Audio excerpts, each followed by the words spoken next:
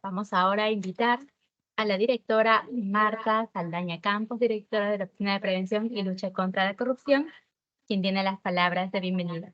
Adelante, directora. Buenas tardes, ¿cómo estás, Nicole?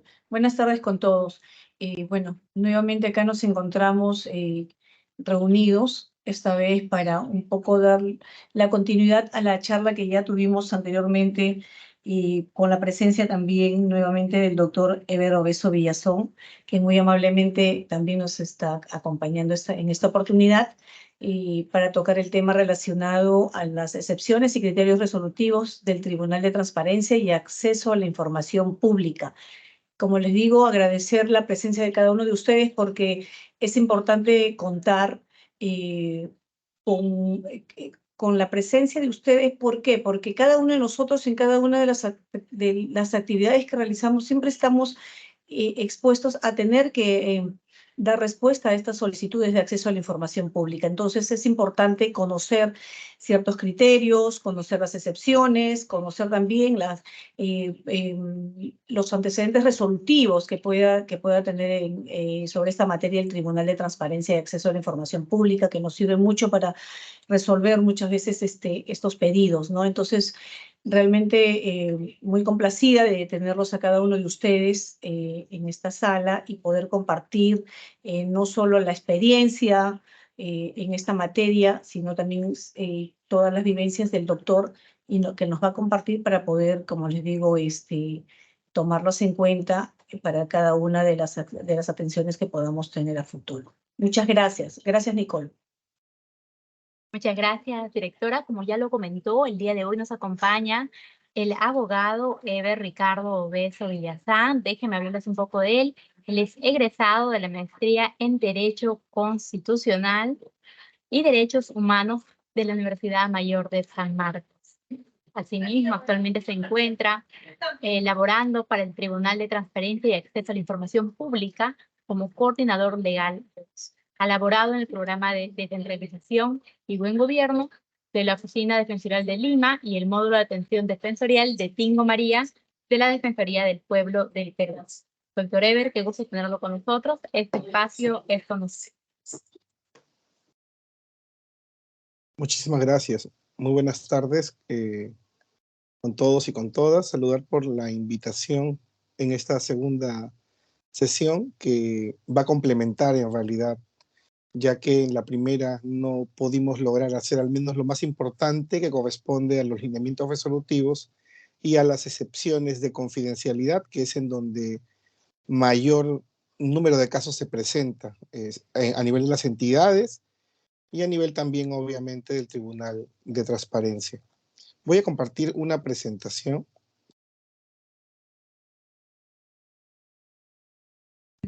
Claro que sí, doctor. Ya están los permisos para que pueda compartir su presentación. Recordarle a los participantes que si tuvieran alguna pregunta o duda, pueden hacerlo a través del módulo de preguntas y respuestas. En la parte superior hay un icono que dice P y R. Ahí podemos ir colocando las preguntas que tengamos y al final serán respondidas. Una consulta, obviamente si fuera posible.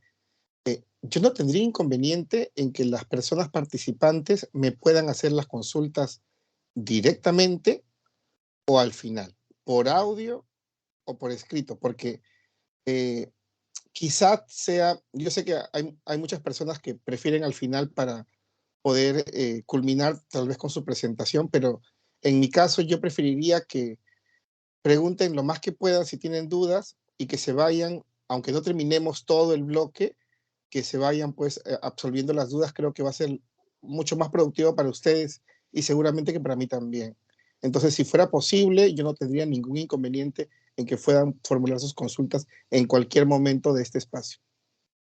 Perfecto, doctor. Entonces, el que desee hacer tu pregunta, levanta la manito y le damos el pase para que pueda consultar en el momento que considere oportuno. Ok, muchas gracias.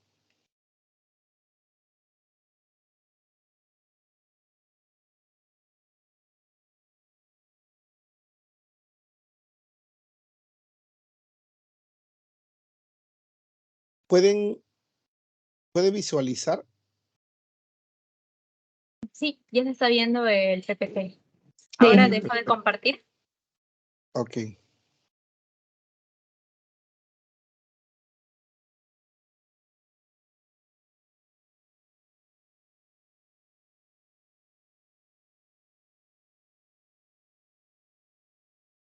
Ahora sí. Entonces, vamos a comenzar. Para mí es importantísimo tener en cuenta que conforme a las resoluciones que va emitiendo el tribunal en el marco de los recursos de apelación, en las materias que son de su competencia, que son temas de transparencia y acceso a la información pública, existen algunos criterios que tienen, que vienen desarrollándose de manera reiterada. Y esta reiteración en los casos trae consigo que los vocales también puedan reunirse, y en aquellos casos en donde se presentan la mayor cantidad de casos sobre el mismo tema, es que ellos se reúnen en las salas plenas, que no es más que la reunión de los vocales de, hasta la fecha, la primera y la segunda sala, para poder buscar acuerdos en donde ambas salas hayan sentado una misma posición y exista criterios homogéneos en torno a un determinado tema. Y tal es así que cuando se presentan este tipo de casos homogéneos en los fundamentos de lo que resuelve, vamos a tener los lineamientos resolutivos que se han venido aprobando tanto en el 2021 como en el 2022. Pero existen obviamente otros criterios que no están contenidos en esos lineamientos, pero que son criterios que los vocales lo vienen utilizando al momento de fundamentar las decisiones que adoptan. En ese sentido, creo que es oportuno que ustedes conozcan que a la fecha, dentro del portal institucional del Ministerio de Justicia y Derechos Humanos, en la parte final, existen algunos enlaces de interés, en los cuales ustedes van a poder advertir que hay una ventana que indica Tribunal de Transparencia y Acceso a la Información Pública, en donde ustedes pueden ingresar y van a encontrar lo que ustedes ven en pantalla.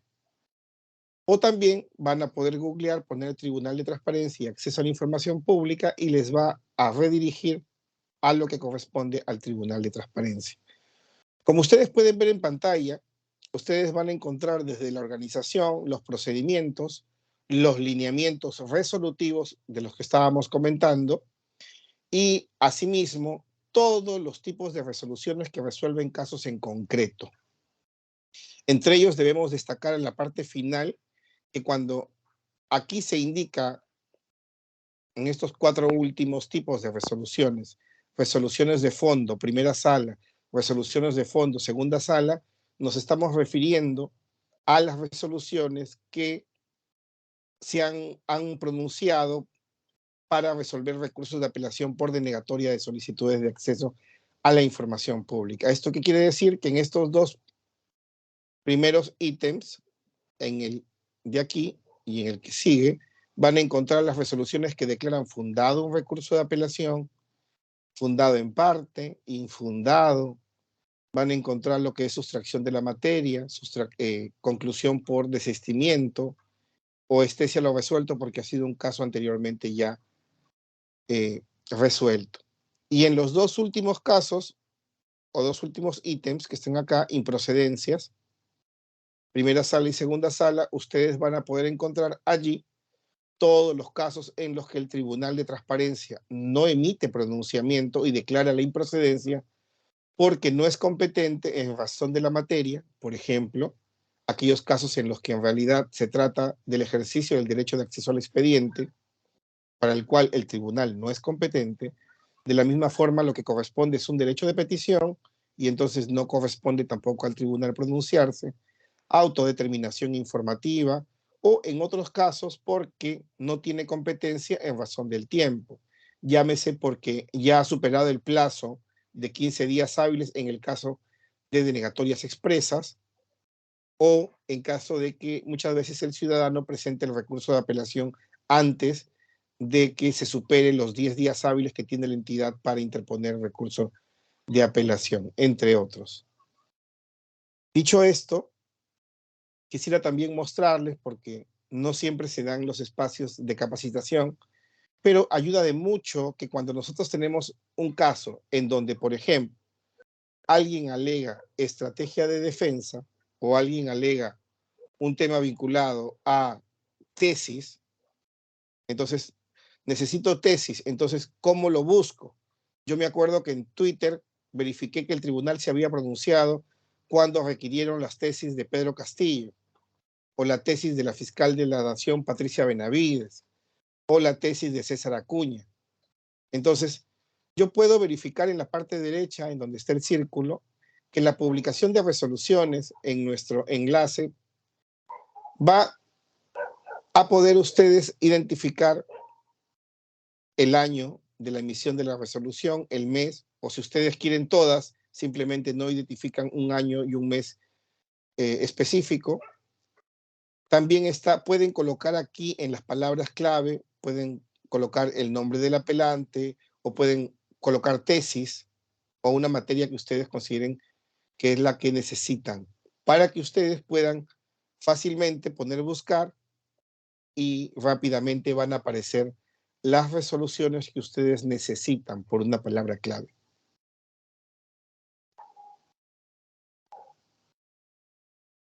Vamos a... ahora bien, como les mencionaba, los lineamientos resolutivos del Tribunal de Transparencia se han emitido en dos momentos. El primero, que consta de 25 lineamientos resolutivos y fueron emitidos en marzo del 2021, mientras que los segundos fueron emitidos un poco más de un año del primero, el 16 de septiembre del 2022. ¿Por qué son importantes los lineamientos resolutivos? Más allá de los criterios resolutivos también. En este caso, vamos a indicar que los lineamientos resolutivos lo que permiten es lo siguiente, que la administración pública como la ciudadanía tengan enfrente un criterio fundamentado que viene aplicando el tribunal y frente a un caso que presenta los mismos hechos, se va a poder afirmar que se cumple el principio de predictibilidad o legítima confianza porque el Tribunal de Transparencia va a resolver siempre en ese mismo sentido. Salvo, obviamente, que ese lineamiento cambie en el tiempo y que la motivación sea otra. Pero, por ahora, los lineamientos resolutivos del primero y segundo grupo están vigentes y se entiende que frente a un caso, el tribunal resolverá en el mismo sentido y por eso da seguridad de cómo van a venir a resolverse los casos que se presenten ante el tribunal. Pero en segundo término son importantes porque ya ponen a disposición de la administración pública un conjunto de fundamentos que ustedes tendrán que sustentar al momento de atender una solicitud de acceso a la información pública o fundamentar los descargos que se pide cuando el caso llega en segunda instancia al Tribunal de Transparencia. Dentro de los lineamientos resolutivos existen, entre otros, tres tipos importantes. Hay algunos lineamientos resolutivos que lo que pretenden es que podamos, entre comillas, traducir en lenguaje llano y sencillo lo que dispone una norma. Porque muchas veces, por ejemplo, todos conocemos que frente a un caso de boletas o de currículum vitae, la mayoría de personas, entiendo, sabemos que en ellos pueden contener información de naturaleza pública, pero también pueden contener información de naturaleza confidencial. Pero a veces es complicado porque como vienen los estudios que yo he realizado, entonces muchas personas creen que como hay información propia, esa información es privada. Y nos olvidamos entonces que cuando el funcionario o servidor público ingresa a la administración pública, postula a un proceso de selección y cumple presentando determinados documentos que acrediten los términos de referencia mínimos. Por ejemplo, me piden que para poder postular este puesto presente mi título profesional. Pero además de eso me requieren una maestría. Sumado a ello, me requieren un programa de especialización o un diplomado en gestión pública. Y también me piden otras materias.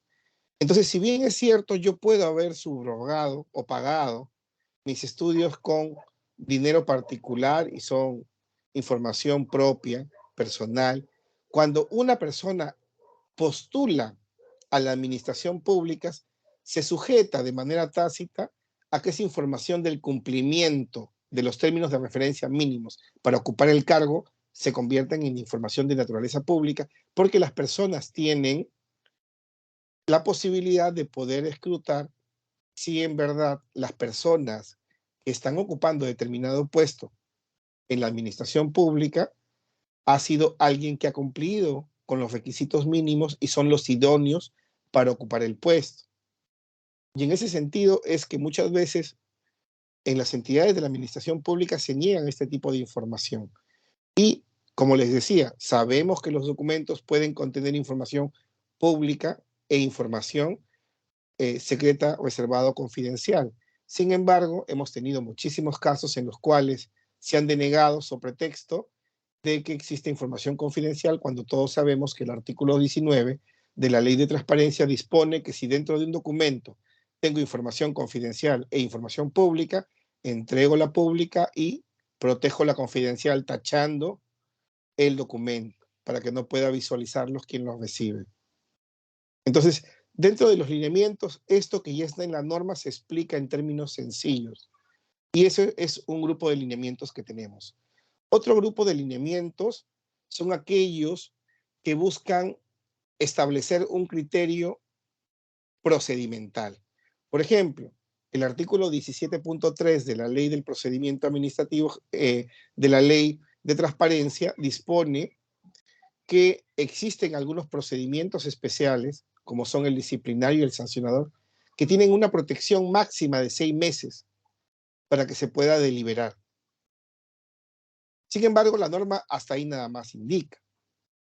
Entonces, el tribunal establece desde cuándo vamos a computar ese plazo de 6 meses y vamos a establecer una regla procedimental para que las entidades de la administración pública, que son primera instancia, puedan acreditar en el procedimiento cuándo se inició este procedimiento disciplinario sancionador que se realiza con la imputación de cargos o con la resolución que imputa cargos.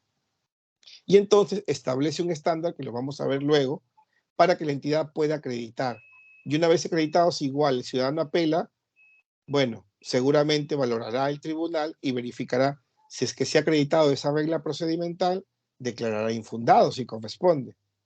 Pero si no ha acreditado adecuadamente esta regla, tendrá que declarar fundado el recurso de apelación. Por eso es importante que este lineamiento resolutivo, en el caso de ustedes, lo tengan en cuenta. Más aún, teniendo en cuenta, en el caso que todos los poseedores de la información no necesariamente son abogados. Tal vez sí en las entidades del nivel central, pero en algunas otras no. Algunas otras son mucho más pequeñas y que el personal ve múltiples temáticas, ¿no? Y hay un tercer grupo de lineamientos resolutivos. Ustedes saben que el artículo 7, me parece, u 8 del título preliminar de la ley 27444 dispone que no se puede dejar de resolver en el caso de deficiencias en la norma. Entonces, uno de estos casos en los cuales el tribunal crea reglas sustantivas es, por ejemplo, el caso de los correos electrónicos, que luego vamos a ver, en donde el tribunal dice que la norma establece para un tipo de personas, pero no para otras, y entonces la regla que estableció la norma no es aplicable y se dispone algo que ahora vamos a ver. Entonces, tenemos tres grupos de lineamientos resolutivos. Antes de iniciar los lineamientos, y lo vamos a repetir más adelante, deben tener en cuenta que las entidades de la administración pública, o sea, el Ministerio de Justicia, Produce y demás entidades de la administración pública, son autoridad del procedimiento administrativo. Ojo con eso. ¿Esto qué quiere decir? Que son ustedes los que llevan adelante un procedimiento administrativo que es el procedimiento de acceso a la información pública. Entonces, siendo ustedes la autoridad del procedimiento, son ustedes los que tienen que atender la solicitud presentada por el ciudadano y para ello tienen que motivar adecuadamente la denegatoria, como bien lo dispone el artículo 6 del reglamento de la Ley de Transparencia. En ese sentido, va a ser de mucha utilidad estos lineamientos. Y empezamos con uno. Los correos electrónicos de los funcionarios y servidores públicos. Nosotros debemos de recordar que cuando esta norma se emitió en el año 2017, no disponía lo que ahora conocemos, sino que más bien decía que no era de acceso público. Sin embargo, en el año 2018, desde el Tribunal de Transparencia, que forma parte del Ministerio de Justicia, se tuvo a bien proponer la modificatoria, porque en ese entonces incluso ya la organización Hiperderecho de la sociedad civil había presentado una acción de cumplimiento ante el Poder Judicial para que se declare, al igual que la Defensoría del Pueblo había emitido un informe, y me parece que incluso un amicus curiae en ese proceso, para que se declare que ese artículo debería modificarse, ¿no? No debería estar, porque en realidad la información contenida en correos electrónicos institucionales asignados a funcionarios o servidores públicos es de acceso público, lo cual se logró en el 2018. Pero aquí cabe precisar lo siguiente: la norma del 2017 no establecía un procedimiento por el cual se deba seguir, sino que más bien se pensó en que los correos electrónicos, incluso institucionales, estaban protegidos por el secreto e inviolabilidad de las comunicaciones. Y esto es importante resaltarlo, porque si es que estaba protegido por este secreto e inviolabilidad de las comunicaciones, quería decir entonces que yo tenía que pedir autorización o consentimiento al titular del correo para que pueda entregar o no la información. Esto trajo consigo que se modifique en el 2018 y se incorpore que esta información era de acceso público, pero para ello existe cierta fundamentación, la cual voy a comunicarles que en el caso de la solicitud de correos electrónicos requeridos al despacho presidencial respecto del expresidente Merino, fue la oportunidad en que el Tribunal de Transparencia desarrolló de manera más clara por qué es que no se aplicaba el secreto e inviolabilidad de las comunicaciones en este tipo de correos. Primero, que cuando el artículo 2, numeral 10, dispone de este derecho, nos comenta, al igual que la ley de telecomunicaciones, de aquellas comunicaciones privadas. Entonces, cuando existe una comunicación privada, en principio hay dos aspectos que son importantes. Lo primero es que nosotros, cuando tenemos una comunicación privada, existe la certeza, por un lado, de que emisor y receptor se están comunicando y lo realizan a través de un medio que solamente ellos dos han aceptado. Sea el medio un documento, sea el medio una carta, y que nadie tiene el derecho de interferir en esa comunicación. Es decir, nadie podría, por ejemplo, retener la carta, que la carta iba dirigida hacia otra persona, porque no importa del contenido. En el primer presupuesto es que esa comunicación no sea interferida, sea por el soporte que fuere, porque hay la expectativa de que nadie va a interferir en esa comunicación.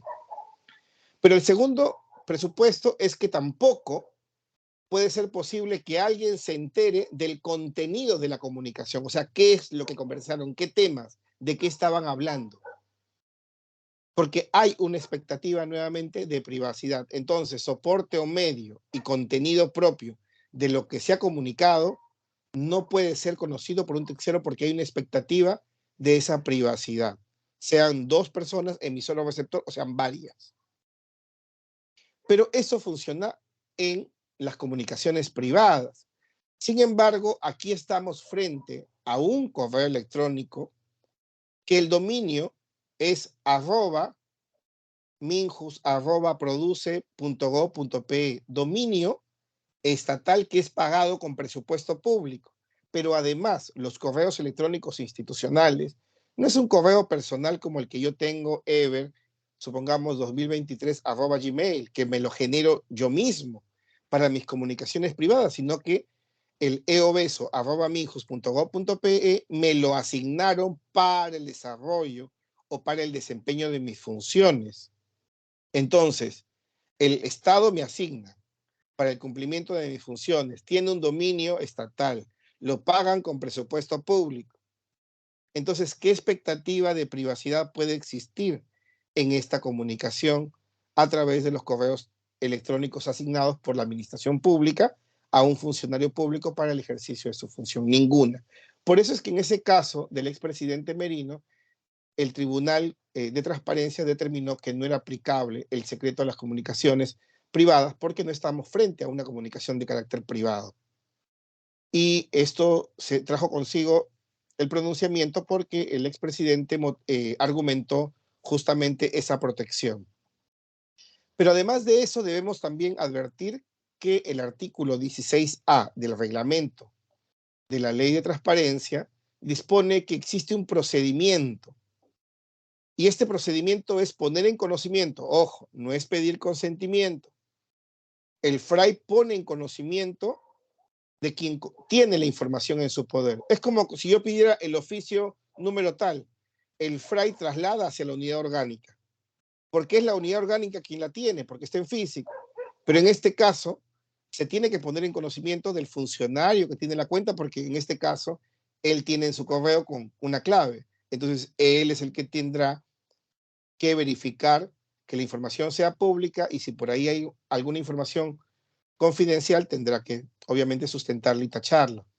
Pero el procedimiento es ese, poner en conocimiento, repito, no es pedir consentimiento, es poner en su conocimiento. Y este funcionario titular de la cuenta tendrá que revisar y trasladar al FRAI la información que va a entregar. Obviamente que la misma norma dice salvo las excepciones de ley, porque, por ejemplo, el día de mañana yo amanezco muy mal y no puedo ni siquiera estar frente a la PC porque tengo un problema de vista que me hace imposible que yo pueda permanecer frente a mi computadora o a mi laptop y presento fiebre y me voy al médico. Y el médico me da descanso por 5 días. Yo, a través de mi correo electrónico institucional, le traslado a mi jefe comunicándole que tengo descanso médico porque presento temas de salud. Y además le copio a la administradora porque como en el ministerio no es posible adjuntar en el sistema de gestión del trabajador los documentos sustentatorios de la licencia, le traslado a mi jefe con copia a la administradora para que lo trasladen a recursos humanos. Yo no puedo entregar ese correo electrónico si el correo contiene mi diagnóstico médico, mi descanso médico, porque ustedes verán que el artículo 17.5 dispone que todo dato personal que pueda afectar la intimidad personal o familiar puede exceptuarse de entrega en el marco de este derecho. Entonces no lo podré entregar. Si por allí, a pesar que me dijeron que era para la función pública el uso de este correo, pero por un tema rápido, envío una comunicación a mi hijo, por ejemplo, en donde le expreso temas vinculados a mi vida privada o afectiva con mis hijos, entonces ese correo tampoco estaría premunido de publicidad, porque son informaciones que están protegidas por las excepciones. Sin embargo, una vez dicho esto, debo indicar lo siguiente. Cuando el 16A regula este aspecto, lo realiza respecto de, como ustedes entenderán, y se deduce del artículo que es solamente aplicable a los servidores que están en actividad y por eso uno puede trasladar a quien todavía está en la función pública. Sin embargo, la pregunta era, ¿esto es aplicable también a los exfuncionarios y servidores públicos que ya no tienen obligaciones, que ya no trabajan para el Estado, que la cuenta de correo electrónico ya no la tienen, porque la clave, ustedes saben que una vez que cesan en sus funciones, sea de confianza o sea un caso u otro, ya el correo ustedes no tienen acceso y ese backup la puede manejar el área de informática de la entidad. Entonces, a la fecha, el Tribunal de Transparencia ha determinado por mayoría en ambas salas que en estos casos no se sigue ese procedimiento porque el exfuncionario ya no está en actividad.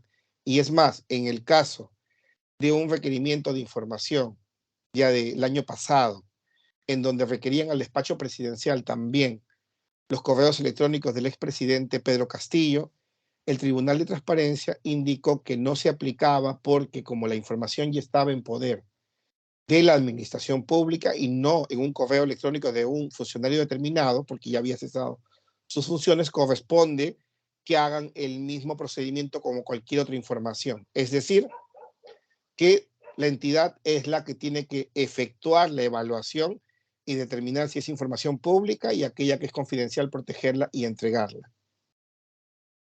¿Sí? Tenemos varios casos que ustedes lo pueden encontrar en el portal web del ministerio.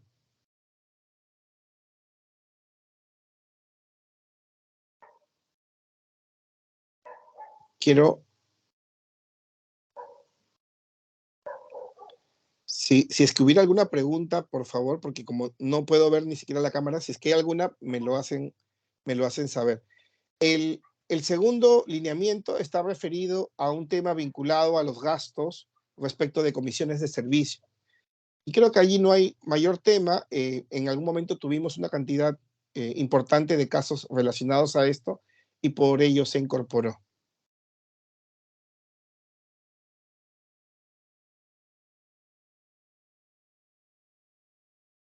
El primer lineamiento que ustedes pueden ver en pantalla, que es del año 2022, dispone lo siguiente: muchas veces las personas no presentan necesariamente las solicitudes de acceso a la información pública a través de la mesa de partes de la entidad o que la entidad haya implementado, sino que muchas veces la redirigen a través de otros canales o tal vez no al FRAI, sino a otras unidades orgánicas.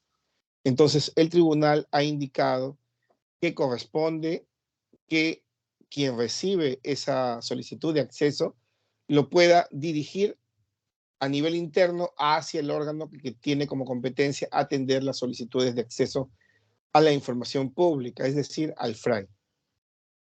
Y para que éste pueda atenderlo adecuadamente este tema. El segundo lineamiento está relacionado con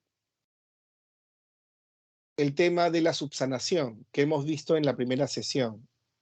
Muchas veces, si bien es cierto en el primer lineamiento se efectuó la indicación del plazo para que tienen para poder advertir algo que no está claro o no está preciso, o cualquier otro aspecto que deba ser subsanado por parte del solicitante, se advirtió que en la mayoría de los casos las entidades no motivan o no aclaran qué es lo que necesitan que el ciudadano precise para que puedan atender adecuadamente la solicitud, sino que simplemente indican que no es claro y punto. Es como cuando yo paso, supongamos, a una tercera persona de mi oficina, supongamos, o que mi jefe, por ejemplo, mi jefe me devuelve un informe que yo he presentado de 50 folios y me diga, por favor, revísalo porque tiene errores. Y entonces yo me pregunto, pero mi jefe podría haberme dicho dónde está el error, porque no voy a revisar nuevamente 50 folios y ojalá cruzo los dedos, ojalá que encuentre cuál es el error. De repente es una coma. Me pudo haber dicho dónde está la coma. Si de repente en el título hay un problema y está en la primera hoja, como yo lo hice, quizás no me doy cuenta cuál es el error. Entonces, es importante que en vez de decirle, échate a buscar a ver si encuentras el error, es mejor que la administración pública le diga, solicitante, esto de manera puntual no se comprende. Entonces, esto quiero que me expliques, no me indicas exactamente qué tipo de documento quieres. Entonces, se le traslada precisando exactamente qué es lo que necesitas que te aclare y el ciudadano así va a poder aclarar. Y obviamente, si ya está claro y no lo subsana, ustedes saben que tienen la posibilidad de esperar el plazo legal y archivar el tema, pero hay que precisar. Eso es lo importante en dicho lineamiento. Por otro lado,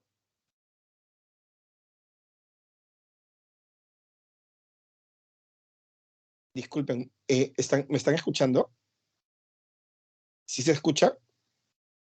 Sí, doctor. Sí, sí, sí. Ok, gracias. Sí, Se claro. escucha. Ok. El último Sí, lineamiento. doctor. Ahí el Dígame. servidor Ricardo Pineda ha levantado la manito virtual. Ok, adelante. Gracias. Buenas tardes, Ricardo Pineda de la Dirección General de Pesca Artesanal. Con respecto a este último punto que usted acaba de mencionar sobre la especificación del el error que pueda cometerse en un expediente, esto generalmente lo realizan los jefes, los directores, ¿no? Y como usted bien dice, a veces no especifican, no precisan el tema que se tenga que modificar o corregir. Entonces, en ese sentido, ¿están asistiendo aquí los directores, los jefes a esta charla?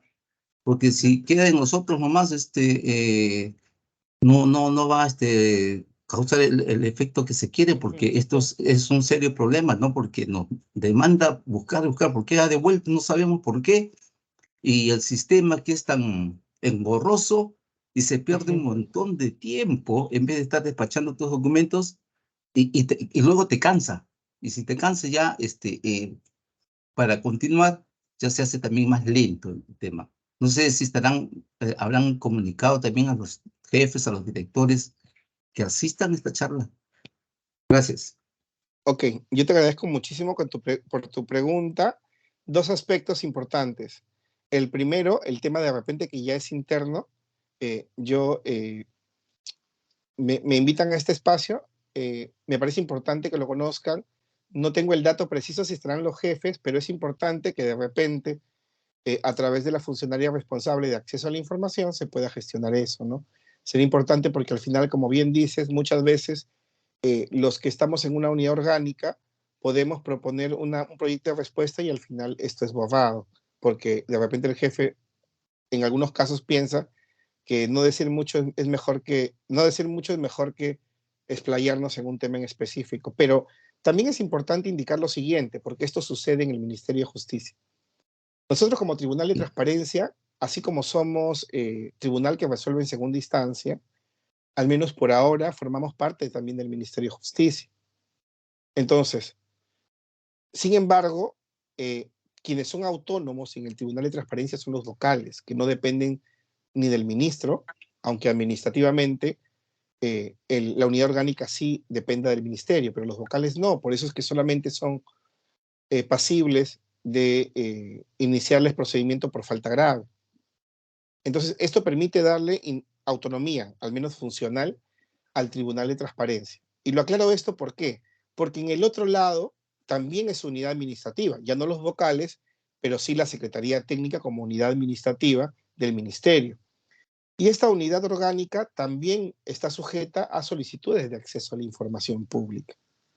Entonces nosotros en el Ministerio de Justicia, a nivel de coordinación y de articulación, el funcionario responsable de acceso a la información cada cierto tiempo efectúa una capacitación con todos los coordinadores de todas las unidades orgánicas. Y esto permite que permanentemente vayan siendo actualizados en torno a los temas más importantes de acceso a la información pública, pero también porque se coordina al interno, ¿no?, a través de algunos medios informáticos para que se pueda dar soluciones a este tipo de inconvenientes. Les comento un caso. En alguna oportunidad, por ejemplo, una unidad orgánica se le requiere información y esta unidad orgánica, todos de miedo, porque es un tema, digamos, picante o un tema muy delicado, y entonces responden de una manera y remiten la información al FRAI. El FRAI, en el caso del Ministerio de Justicia, tiene también una coordinadora y esta coordinadora advierte y hace determinadas consultas a varias personas, como en otros casos. Y lo que hace el FRAI es devolver el documento solicitando que aclare cuál es su requerimiento para pedir subsanación al ciudadano. Ojo, si bien el poseedor es el que tiene que identificar si entrega o no la información, nada resta de que en el proceso de sinergias o de apoyo entre todas las unidades orgánicas se puedan observar y pedir una aclaración en torno al tema para que la atención que salga posteriormente al ciudadano sea de manera clara. ¿Y por qué le digo esto? Porque muchas veces se piensa que cuando yo solamente recibo lo que dice el poseedor y yo lo notifico como si fuera mesa de partes. Y creo que allí muchas veces falta una suerte de apoyo en común, porque al final cuando llega un caso al Tribunal de Transparencia o cuando el proceso se vaya a un contencioso o al habeas data, porque el ciudadano se va en habeas data, lo que van a decir es quien incumple es la entidad. No van a decir el que incumple es el poseedor o el que incumple es el FRAI o el que incumple es el de archivo. Recuerden que la entidad es la obligada. Ya el procedimiento disciplinario sancionador, perdón, propiamente, que también está regulado en materia de transparencia, será un procedimiento distinto en donde se identificará quién es el responsable.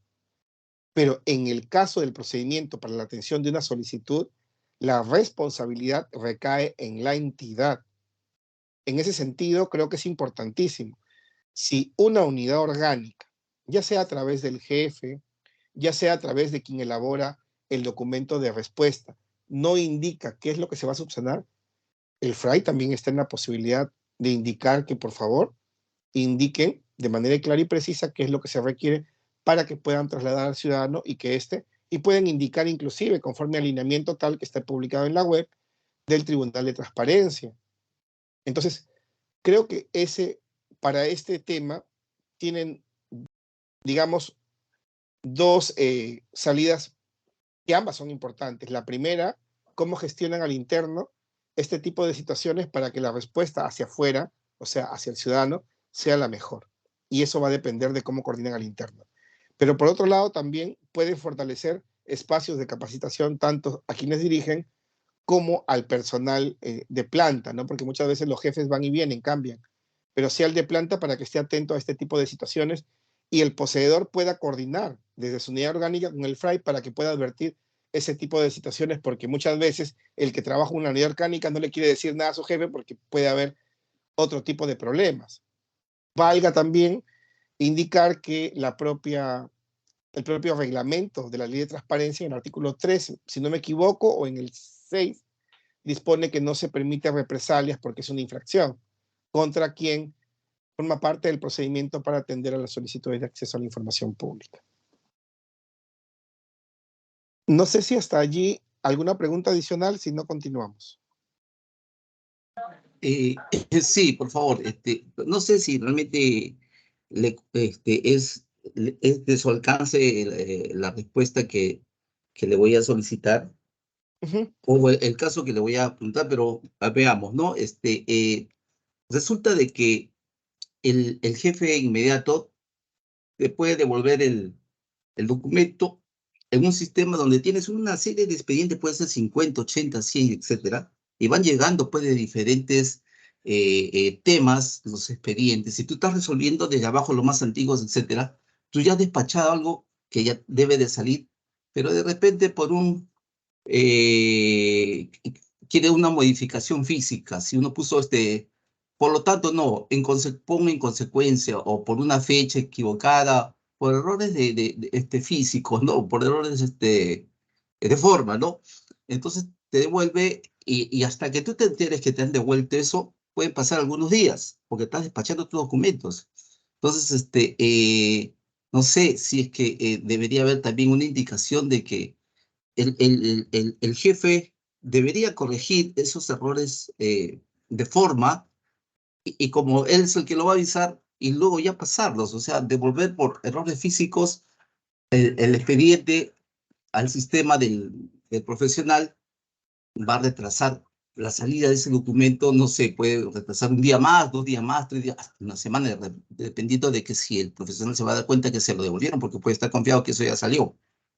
Entonces, sería conveniente también en ese sentido que no se devuelvan, pues, por modificaciones de forma, que cada uno tiene su estilo de redacción y por ello se están devolviendo documentos, es retrasar la atención al administrado, ¿no? Ricardo, yo solamente para comentar un poco tu pregunta de manera muy rápida. Creo que esos temas ya corresponden a un tema de gestión interna, ¿no? De cómo se ordenan y cómo trabajan en cada unidad orgánica. Yo ahí sí no tendría nada que decir porque cada jefe y cada persona tiene un trabajo y de repente más bien la mejora de este proceso, si es que hay algunos cuellos de botella, corresponde que ustedes lo solucionen a nivel interno, a nivel de gestión. El artículo 3 del reglamento de la Ley de Transparencia encarga al máximo funcionario de la entidad una serie de competencias. Entre ellos está el que acabas de decir para facilitar el proceso de atención de las solicitudes de acceso a la información pública. Pero también entiendo que cada jefe tiene una forma de trabajo y el diseño del mismo corresponde a cada entidad evaluarlos para la mejora continua, obviamente, del procedimiento. Cabe precisar que incluso nosotros, por ejemplo, como Ministerio de Justicia, y seguramente muchos otros, entiendo también que incluso Petroperú, como empresa estatal, tienen algunos índices de calidad que miden. Hace poco tenemos cada cierto tiempo una evaluación que nos hace Contraloría a través de sus auditorías respecto de los plazos que se han venido dando para la atención de las solicitudes. Pero, como les digo, eso es un tema que al interno ustedes lo tendrán que evaluar y mejorar si es que es necesario. En el caso del tercer lineamiento que está en el PPT, está vinculado a que hasta la fecha todavía tenemos algunas entidades que requieren de forma obligatoria la utilización del formato de solicitud de acceso a la información pública que fue aprobado a través del reglamento de la Ley de Transparencia que data del año 2003. Sin embargo, debemos recordar que ese formulario o formato es de uso opcional. Quiere decir que las personas pueden presentar sus solicitudes con los datos que indica el artículo 10 del reglamento, sin que ello sea un motivo de denegatoria el que se haya presentado a manuscrito, que se haya presentado a computadora o a máquina de escribir. Por el contrario, creo que la parte final del mencionado artículo dispone que se debe permitir o preferir la admisión de las solicitudes de acceso a la información pública si cumplen con todos los requisitos o al menos con los que son obligatorios.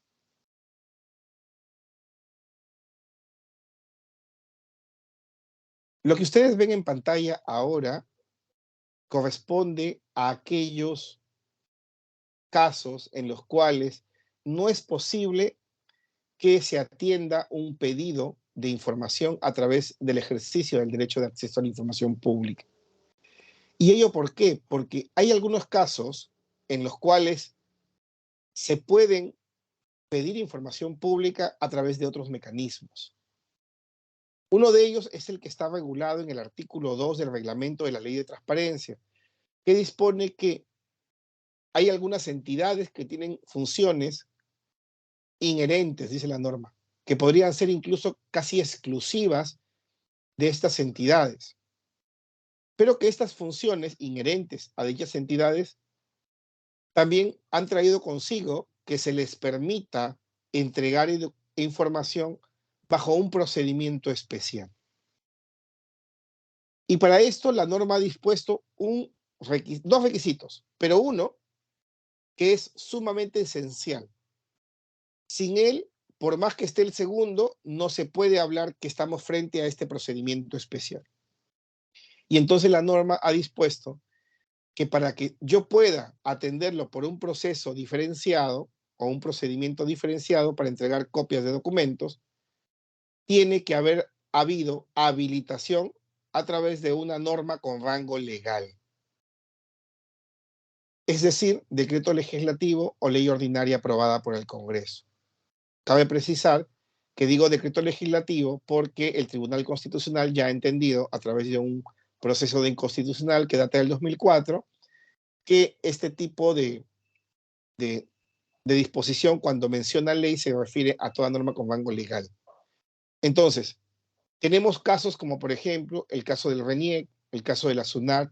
Recuerden que yo no voy y pido una copia de mi ficha RENIEC y pago 10 céntimos.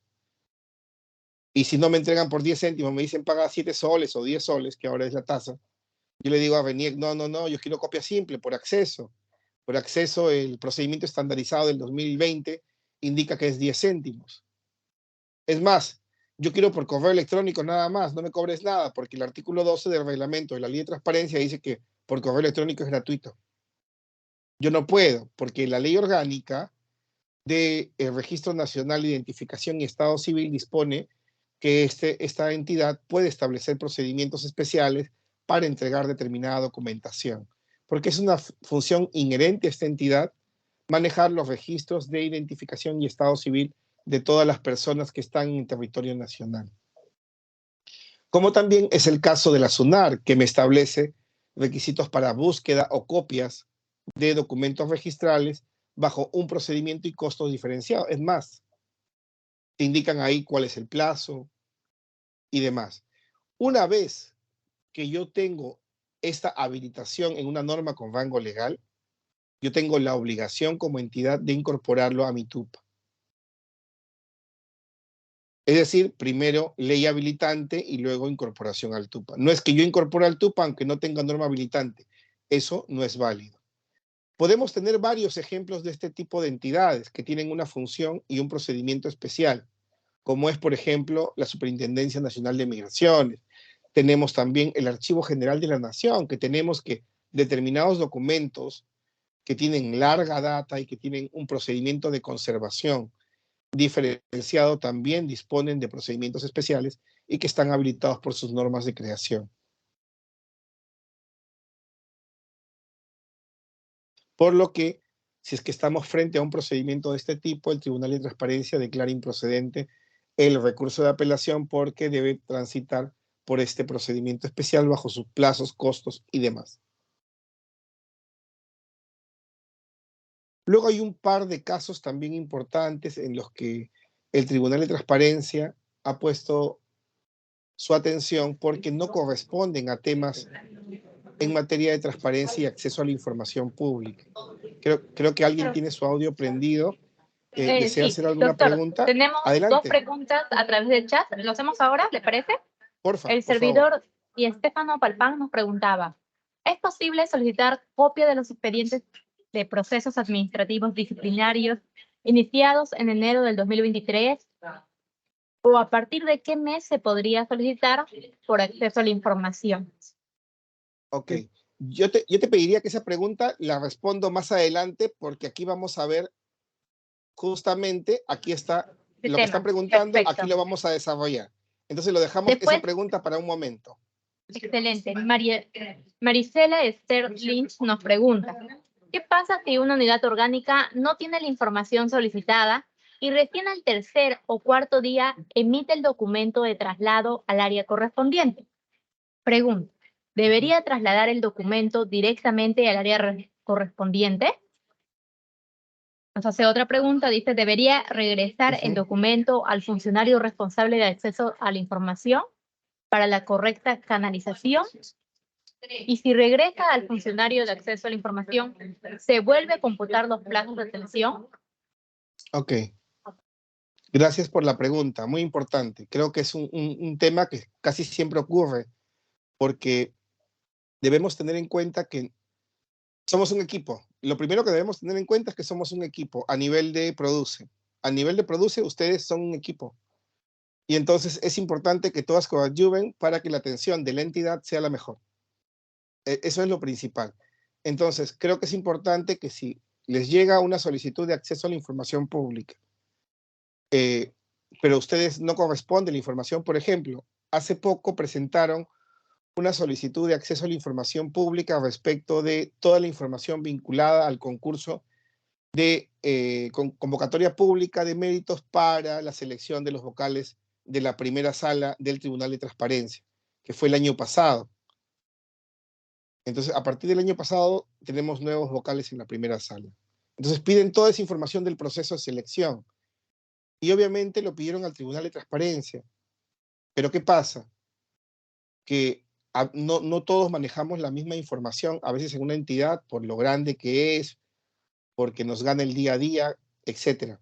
Entonces, supongamos que el FRAI lo pase al Tribunal de Transparencia, pero resulta que el Tribunal de Transparencia no tuvo nada que ver con el proceso de selección, porque incluso habían vocales que han postulado y uno ha quedado y 2 no. O sea, sabíamos que iban a participar mismos vocales porque la norma no lo prohíbe. Entonces tuvimos que trasladar el documento hacia recursos humanos, porque recursos humanos era una jefa de esa área, asumía la Secretaría Técnica de la comisión que estaba conformada por un representante del Ministerio de Justicia, un representante del Servir y un representante de la CAN que provenía de la sociedad civil. Entonces, como podemos ver, era imposible tener un tema del día a día que sepan que existe esa área que tiene esa información, sino que había una comisión especial que tenía una secretaría técnica y que el ministro había designado en esta oportunidad a esta persona que era jefa de un área de recursos humanos. En la primera convocatoria de este concurso, cuando había la primera sala en el 2018, fue un abogado, por ejemplo, de la Oficina de Asesoría Jurídica. Entonces, como ustedes podrán ver, no siempre a veces tenemos la información como que busco en el reglamento de organización y funciones y el FRAI claramente la tiene y sabe a qué área, sino que en algunos casos, como todos los seres humanos que somos, nos podemos equivocar o en algunos casos no conocemos porque no son información que sea del día a día de la entidad. Entonces, en este caso, uno se puede comunicar directamente porque no todo es el documento. O sea, en algunos casos ya yo recibo en mi sistema, por ejemplo, de documentos, yo puedo devolver con proveído sin necesidad de hacer documento y lo coordino al interno por teléfono y coloco en mi proveído según lo coordinado con Juan Pérez del FRAI y con tal persona y lo derivo y lo devuelvo en el acto. Y la persona del FRAI lo devuelve, lo traslada hacia la otra área, porque yo no puedo, por ejemplo, trasladar a cualquier persona, sino a nivel oficina. Entonces coordino, ya sea con el FRAI o sea con la otra unidad orgánica que voy a remitir por este tema. Y también puedo comunicar al FRAI. O sea, va a depender ahí, por eso les digo, somos un equipo y la solución que le brindemos, la mejor, ya estamos en el tercer día, hay que decirle, ya estamos en el tercer día, se me pasó, porque parecía que sí, pues era de mi oficina, pero no lo es, en realidad, leyéndolo bien, no corresponde, trasládese. El plazo igual sigue siendo el mismo, no es que se computa nuevamente, desde que ingresó a la entidad 10 días. Al ciudadano poco le va a interesar, en realidad, si es que se demoraron al interno o no, o si se confundieron o no. Pero a nosotros sí nos importa mucho que la entidad cumpla en los plazos y por eso debemos alertar si hay por allí un tema a corregir. Perfecto, muchas gracias, doctor. Por acá también Ok. la servidora María Puga Elena Coronado nos consulta. ¿Es viable Ah. otorgar información relacionada a una denuncia por presunto acto de corrupción, teniendo en cuenta que la norma de la materia, el decreto legislativo 1327, por el principio de reserva, tienen carácter de confidencial? Ok, sí, debemos tener en cuenta lo siguiente. El decreto legislativo que ustedes mencionan está relacionado al tipo de investigaciones por actos de corrupción. Ahí hay tipos y hay un principio de reserva. Y es cierto, toda información que se da en el marco de ella debe guardarse la reserva. Ahora, hay que tener en cuenta también lo siguiente, que no toda la información que es incorporada a un procedimiento específico va a estar premunido de una protección en el marco de ese procedimiento. La identificación, por ejemplo, de la persona que denuncia merece una protección, porque pueden presentarse múltiples situaciones, incluso pueden desincentivar que las personas denuncien frente a un acto de corrupción. Pero tenemos que tener en cuenta también que un expediente puede contener información que es de naturaleza pública desde antes que se incorpore a esa investigación y no por el hecho de incorporarse pierden dicha condición. Entonces, habría que evaluar el caso en específico para verificar qué tipo de información tienen. No todos los casos merecen una misma respuesta, pero en principio, en el marco de esta disposición, en una norma con rango legal, obviamente que va a tener que protegerse. Yo ahora les comento que también existen entidades, como lo indica este primer lineamiento que ustedes pueden ver en pantalla, en donde entre entidades públicas también pretenden ejercer el derecho de acceso a la información pública. Por ejemplo, el Ministerio Público, en el marco del derecho de acceso, le pide a una municipalidad, o la Contraloría, en el marco del derecho de acceso a la información pública, le pide a un gobierno regional, o la policía le pide a una municipalidad. Son casos que les estoy comentando porque existen. No crean que me los estoy inventando.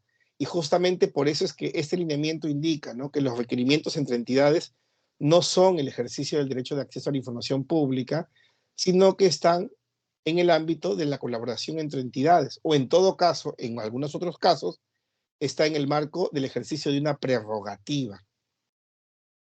Recuerden que los sujetos del derecho de acceso a la información pública son dos. Uno, claramente establecido, porque el artículo 2 de la Constitución dispone: toda persona, y se refiere a la persona humana, tiene derecho a, y en el numeral 5 te dice el derecho de acceso a la información pública. Entonces, claridad respecto de que el titular es la persona natural, clarísimo. ¿Quiénes más son las personas jurídicas? ¿Por qué? Porque de manera enunciativa el Tribunal Constitucional, a través de un proceso de amparo, si no me equivoco, en el caso Corporación Berkemeyer, dispuso que de manera enunciativa las personas jurídicas de naturaleza privada tienen algunos derechos que también pueden ejercer, y entre ellos indicó el derecho de acceso a la información pública. En ese sentido, es que solo en estos dos casos debe interpretarse que se puede ejercer el derecho de acceso a la información pública, pero no en el caso de las entidades públicas que no son titulares de este derecho fundamental. También cabe precisar que existen múltiples derechos para acceder a información, pero cada uno con presupuestos especiales, pero también existen mecanismos en los cuales algunas entidades están obligadas a entregar información, pero que no corresponden al derecho de acceso a la información pública. Por ejemplo,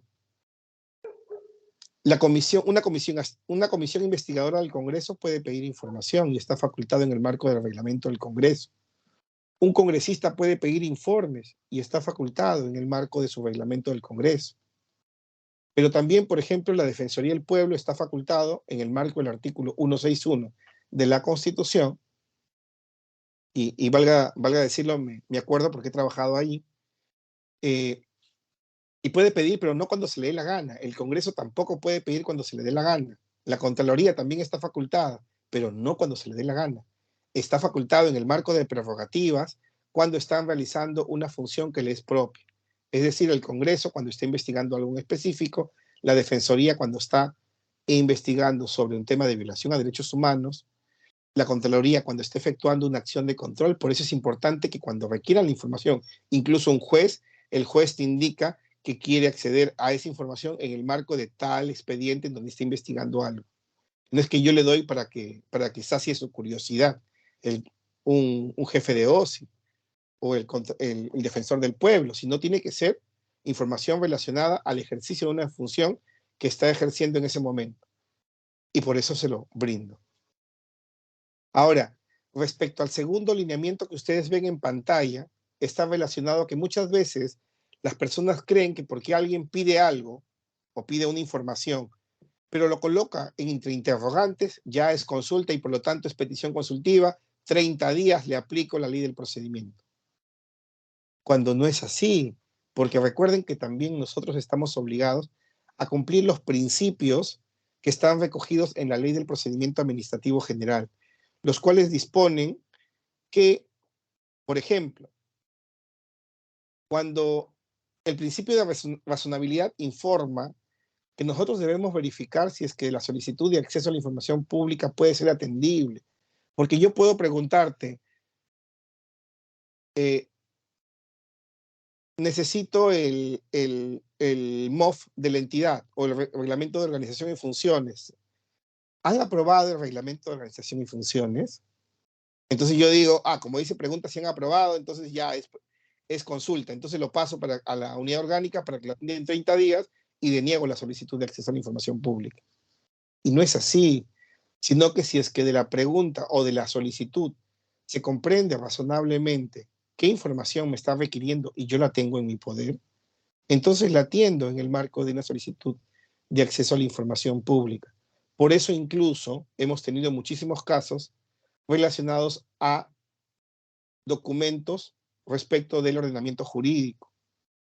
Por eso es que si a mí me piden la copia de una ley o una norma, la entrego en el marco del derecho de acceso a la información pública. Pero ¿qué no puedo entregar? No puedo entregar, por ejemplo, si alguien me pide en el marco de de un reglamento relacionado a pesca, ya que he comentado la primera persona que ha preguntado, me pregunta un artículo específico en donde se presentan una serie de inconvenientes al momento de interpretar, me piden que me indique cuál es la interpretación, los alcances y cuáles son las personas que podrían estar beneficiadas por lo regulado en determinado artículo. Y ahí sí vamos a decir, oye, no me está pidiendo información que ya ha sido generada, me está pidiendo que haga una evaluación, que haga un análisis, que emite un juicio de valor si es A o es B. Entonces, allí ya no estamos frente al derecho de acceso a la información pública, porque ya el artículo 3º y 4º el párrafo 3º, 4º del artículo 13 de la Ley de Transparencia o de su TUO dispone que el análisis o las evaluaciones no forman parte del derecho de acceso a la información pública, sino que aquí estamos frente a una petición consultiva, porque comprenden juicios de valor. En ese sentido, el tribunal también en estos casos declara improcedente los recursos de apelación y más bien traslada a las entidades para que los atiendan. Para terminar esta parte de improcedencias, decirles lo siguiente: si bien es cierto, hemos indicado que en estos procedimientos especiales, en el caso de la colaboración entre entidades o en el caso de petición, no corresponde al Tribunal de Transparencia atenderlo, porque no es un tema de acceso a la información pública, y a ustedes como Produce tampoco les corresponde atenderlos, pero no atienden en el marco del derecho de acceso a la información pública, lo que quiere decir que ustedes tendrán que decir denegamos porque no es acceso a la información pública. Pero además deberían completar con lo siguiente para que sea una atención adecuada, respetando los principios que están recogidos en la ley del procedimiento y en el artículo también 86.3, que dispone que cuando hay un error en el administrado, nosotros tenemos la obligación de corregirlo o encauzarlo. Y en ese sentido, ustedes deniegan por acceso a la información pública, pero a la vez le comunican al ciudadano que mediante tal documento lo han derivado a tal área para que lo atienda en el ejercicio, por ejemplo, de la petición consultiva. Eso es lo que corresponde, en realidad, si no queremos ser burocráticos. Pero seguramente muchas entidades te dicen te deniego y punto. Que el ciudadano presente nuevamente y que nuevamente inicie su procedimiento, cuando podemos encauzarlo y se entiende que desde el encauzamiento comienza a correr el plazo. Pero ya ese aspecto, este pequeño detalle, son los que en realidad deberíamos efectuar al interior de la entidad.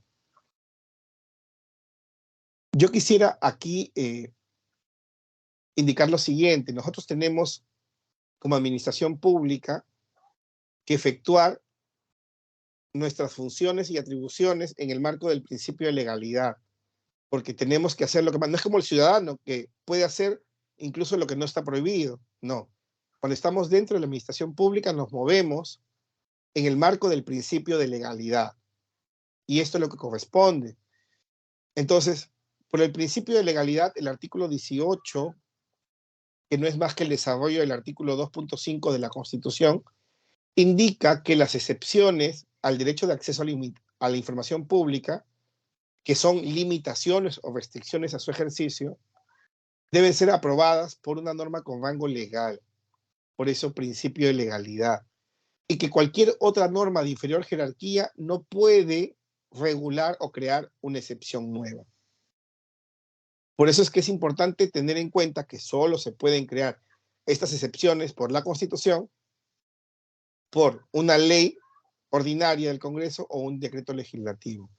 Pero además, la interpretación restrictiva que recoge también el mencionado artículo establece que no se puede aplicar por analogía o por interpretación extensiva los supuestos de excepción creados y que están contenidos, por ejemplo, en su mayoría en el artículo 15, 16 y 17 del TUO de la Ley de Transparencia.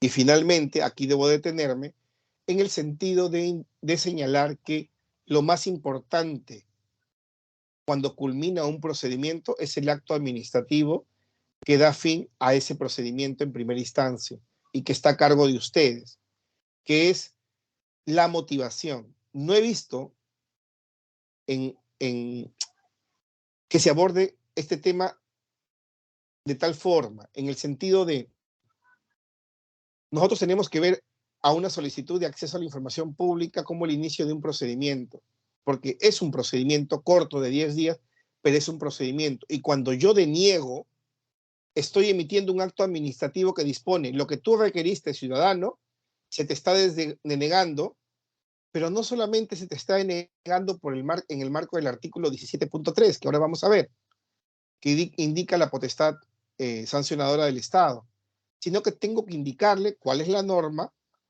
por qué es que los hechos son estos y los hechos configuran y se aplica en el caso en concreto esta situación en específico y por tal te deniego. Hay que motivarlo, hay que fundamentarlo. Recordemos que el acto administrativo tiene algunos requisitos para su validez que están recogidos en el artículo 4, si no me equivoco, 4.10 de la ley del procedimiento y disponen entre ellos la motivación.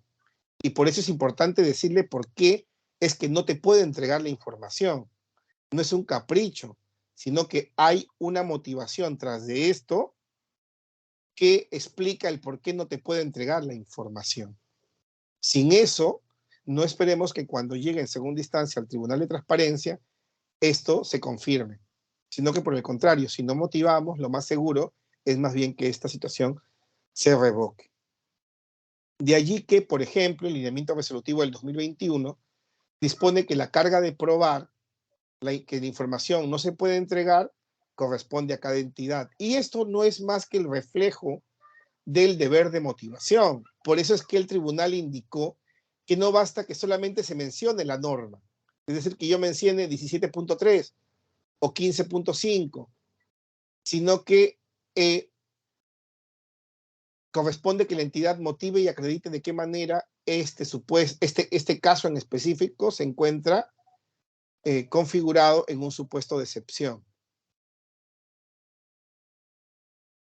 De allí que también, y por razones de tiempo, porque tenemos hasta las 4:30, las causales de información secreta y reservada, vamos a dejarlo un momento y regresamos luego. Vamos a ver la excepción de confidencialidad del 17.3. En principio, no es que todo tipo de procedimientos esté protegido por la excepción del 17.3, que es el ejercicio de la potestad sancionadora del Estado, sino que estos procedimientos que están protegidos son dos, básicamente. El procedimiento administrativo disciplinario y el procedimiento administrativo sancionador propiamente dicho. Un procedimiento de otorgamiento de licencia de funcionamiento no está protegido, porque ahí no se ejerce la potestad sancionadora. Ahí se ejerce una atribución para poder otorgar una licencia de funcionamiento, sí, pero no ejercen ahí la potestad sancionadora, sino es el ejercicio de una atribución. Entonces, solamente en esta excepción calzan estos dos procedimientos disciplinarios sancionados. Ahora, ¿quiénes son autoridades del procedimiento disciplinario y sancionador? Hay dos autoridades, la autoridad instructiva y la autoridad sancionadora. ¿Cuándo inicia la autoridad instructiva? Con el inicio del procedimiento que se condensa en la imputación de cargo o en la resolución que inicia el procedimiento, que luego notifica, le da un plazo de 5 días para que haga los descargos el que está siendo imputado. Esta persona presenta o no, igual emite su informe y recomienda la sanción hacia la autoridad sancionadora. La autoridad sancionadora verifica e impone la sanción. Esas son las dos autoridades. Entonces muchos se preguntan, Ever, ¿y qué pasa con lo que efectúa el secretario técnico? Porque el secretario técnico también hace indagaciones preliminares, recoge información, antes de pasar, incluso en algunos casos, quizá, el secretario técnico trabaja más que quien tiene que tomar la decisión de iniciar o imponer la sanción, porque da un apoyo muy importante. Sin embargo, no es autoridad del procedimiento, no es autoridad instructiva ni sancionadora. Entonces, esta excepción no protege la información obtenida antes del inicio del procedimiento, porque incluso el secretario técnico hará sus indagaciones, pero no sabe si se va a formalizar o no el inicio del procedimiento. Por lo tanto, desde el punto de vista del Tribunal de Transparencia, no está protegido las actuaciones preliminares que realiza el secretario técnico porque no es autoridad del procedimiento ni ejerce potestad sancionadora. ¿Ok? Hasta ahí, clarísimo. Ahora, ¿qué pasa? Que pueden haber normas especiales que dispongan que la información obtenida o elaborada por el secretario técnico de un procedimiento administrativo, disciplinario y sancionador es confidencial, tendría que estar en una norma con rango legal. Que sería importante, ya cada entidad evaluará si es importante en sus procedimientos que esta información sea protegida. Pero por lo pronto, la norma no protege ese tipo de información. Otro aspecto importante, este artículo 17.3 tiene dos supuestos. El primer supuesto es que cuando un procedimiento inicia y luego de todo el trámite, si este procedimiento ha culminado y la resolución que pone fin al procedimiento queda consentida, o sea, ya no hay nada más que hacer, entonces se levanta la causal de excepción y se convierte en pública. Pero mientras no termine el procedimiento y quede consentido, la información sigue confidencial. Y yo les voy a poner un caso respecto a esto, un caso bastante corto y que tiene relación justo con la pregunta que acaba de hacer su compañero. Supongamos que el 1 de enero del 2023, ¿ok? El 1 de enero del 2023 inicia un procedimiento a una persona, se imputa cargos al interior del Produce, y estos funcionarios que están a cargo de este procedimiento disciplinario son bastante diligentes. Tienen el apoyo total de la gestión actual de Produce y tienen el personal suficiente, calificado y demás. Y tienen su personal de acuerdo a la carga. Porque hay ciertos problemas que en realidad a veces dificultan que la celeridad con que se quisiera que atiendan los casos no se pueden dar. Entonces vamos a poner que las condiciones son óptimas, hay el personal suficiente para la carga que tienen y todo fluye, al menos en este 2023, perfectamente. Entonces inicia el 1 de enero,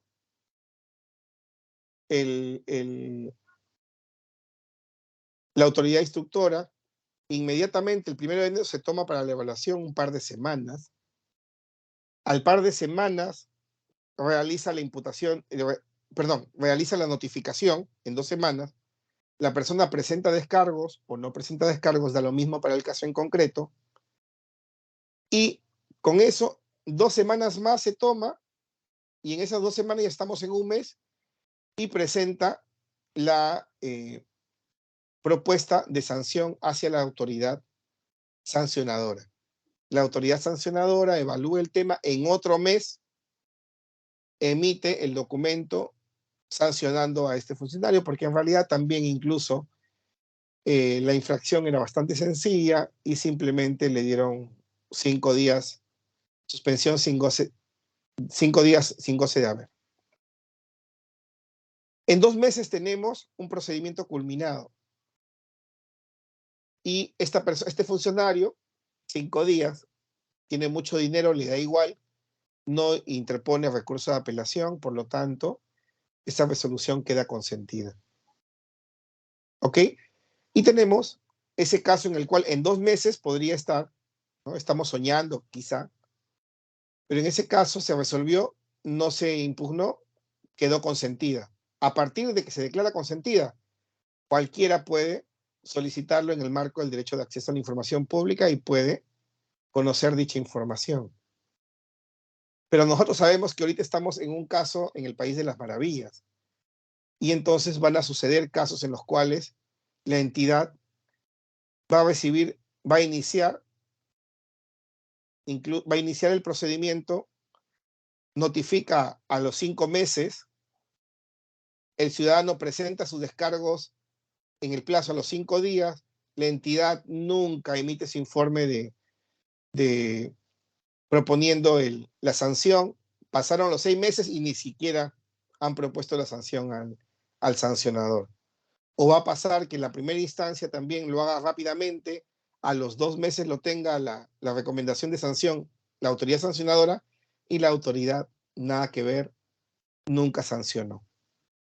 Justamente para este tipo de casos en que la administración se demora un sinfín de años, es que existe el segundo supuesto, en el que dicen, carambas, si bien será confidencial y estará protegida la información hasta que termine el procedimiento y quede consentido, pero como se sabe que las entidades se demoran muchísimo tiempo y no queremos dejarlas que todo el mundo no inicien y no pongan fin para que no puedan entregar, entonces el segundo supuesto dice, el máximo desde el inicio del procedimiento es 6 meses.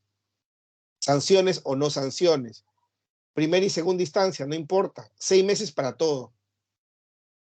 Entonces, muchas veces en estos casos las entidades dicen, no, pero no puede ser, mis plazos son largos, yo tengo hasta 1 año para terminar el procedimiento disciplinario. Entonces, ojo con lo siguiente, no confundamos el procedimiento disciplinario que está diseñado por la norma de servir o por algunas normas especiales, en el caso de algunas entidades, no debemos confundirlas con el plazo de prescripción que yo tengo para iniciar o el plazo de caducidad, que son 2 normas procedimentales distintas que tienen otra finalidad y que esperan de que la administración tiene hasta un máximo de plazo para que no lo tenga en incertidumbre al funcionario que va a ser sancionado, y cuando se les dé la gana, pasaban muchos años, recién quiere imponer una sanción. Y eso es una norma distinta, pero los plazos que ustedes tienen contenidas en esta norma y en esta directiva de servir son plazos que se pueden cumplir antes de los 6 meses. Por eso es que recordemos que los 6 meses es una norma sustantiva. ¿Esto qué quiere decir? Que los 6 meses yo voy a contar desde la imputación de cargos hasta donde esté. Si superaron los 6 meses, no importa si el proceso está en primera o en segunda instancia, no importa. Si no ha concluido en 6 meses, se torna pública la información. Ever, ¿esto qué quiere decir? Si me piden, ¿tengo que entregarlo todo? No, momento. No es que si se superó los 6 meses vas a entregar todo lo que está. Tú tendrás que decir que ya no cabe la protección en el marco del artículo 17.3, porque ya se superó el plazo. Pero dentro del expediente puede haber información que pueda ser protegida. Un ejemplo clarísimo son datos personales, porque ahí cabe que un particular en un procedimiento sancionador te dé su dirección, pero te da su dirección para que tú lo notifiques. No te da tu dirección, que es un dato personal que puede afectar mi vida privada porque es donde vivo, donde yo me desarrollo. No me da para que tú lo divulgues con cualquiera que lo pida por más derecho de acceso a la información pública. Entonces, una vez superado esta excepción, quien atiende una solicitud tendrá que verificar que no se presenten otros tipos de excepciones.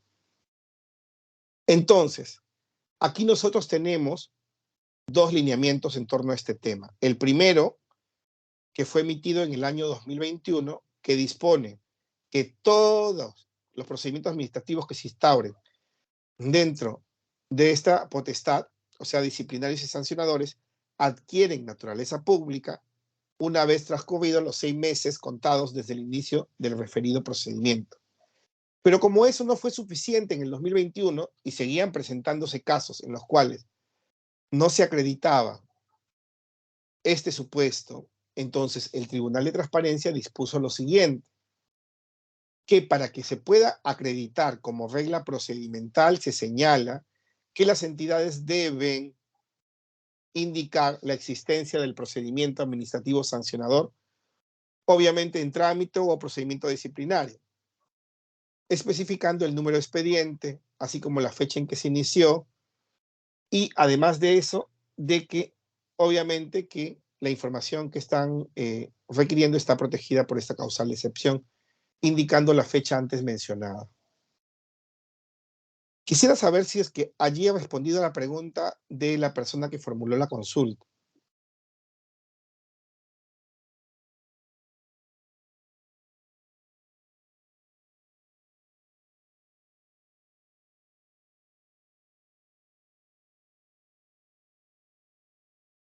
Entiendo que sí, entonces.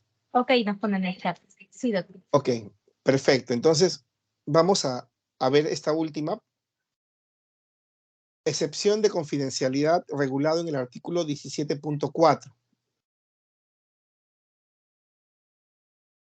La información preparada o obtenida por asesores jurídicos o abogados de las entidades de la administración pública, cuya publicidad pudiera revelar la estrategia a adoptarse en la tramitación, ojo, tramitación o defensa, en un procedimiento administrativo o judicial.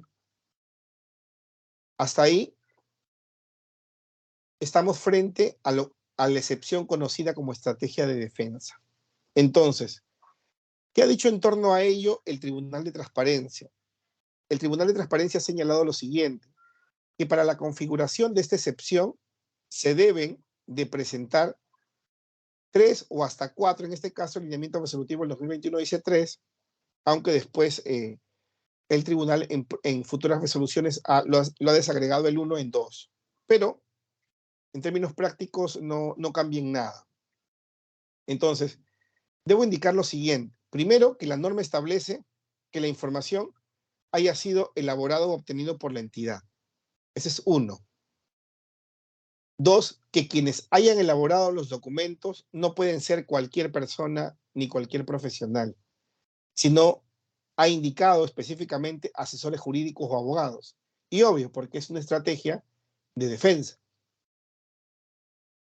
En segundo lugar, ha indicado que la información debe contener una estrategia de defensa. Y en ese sentido es que estamos aquí frente a algunos documentos que pueden tener también juicios de valor, como por ejemplo recomendaciones, análisis, conclusiones. Y finalmente, la norma me exige también de manera copulativa que exista un procedimiento administrativo o judicial en trámite en el cual se va a presentar esta estrategia. ¿Esto qué quiere decir en un caso práctico para que se pueda comprender? Porque en muchos casos algunas entidades señalan, pero yo no lo puedo entregar hasta que concluya el expediente. Y la norma dice, esta excepción termina al concluir el proceso. O sea, mientras no concluye el proceso, no puedo entregarlo. Entonces, ahora voy a explicar cómo debe entenderse ello. Supongamos que una persona solicita un tipo de licencia para, supongamos, para un tema de permisos para realizar una actividad vinculada a pesca artesanal, supongamos. Que no conozco muy bien sus procedimientos internos, voy a tratar de poner un ejemplo que esté relacionado con ustedes. Entonces, se emite la resolución de primera instancia, denegándola.